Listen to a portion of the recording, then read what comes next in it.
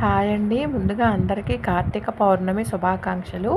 ఉదయం ఒక short video పెట్టాను కదా, శివాలయంలో 365 ఒత్తులు వెలిగించుకున్న వీడియో. ఇంకా పగలంతా ఉపవాసం ఉండి పాలు తాగానులేండి. ఉపవాసం ఉండి ఇంకా సాయంత్రం 4 అయ్యేసరికి ఇల్లు వాకిళ్ళన్నీ తుడిచేసుకుని నేను కూడా స్నానం చేసేసి ఇంకా పూజకైతే సిద్ధం చేసేసుకున్నానండి. ఇలా చంద్రుడిని పౌర్ణమి చంద్రుడిని అయితే ఇలా పాలు పెట్టి ముందుగా వినాయకుడికి బెల్లం ముక్క పెట్టి వినాయకుడిని పూజించుకుని, తర్వాత ఒక ప్లేట్లో రూపాయి కాయిన్ తీసుకుని ఆ రూపాయి కాయినే మనం చంద్రుడిగా భావించి పసుపు కుంకుమ అక్షంతలు పువ్వులు గంధం వేసి చలివిడి వడపప్పు నైవేద్యంగా పెట్టి కొబ్బరికాయ కొట్టుకుని హారతించుకొని తర్వాత ఇంట్లో కూడా దీపారాధన చేసుకున్నానండి అమ్మవారికి.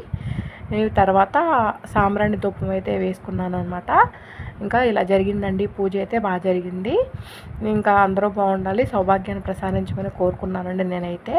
తర్వాత భోజనం చేసేసానండి. మీరైతే వీడియోని లైక్ చేయండి.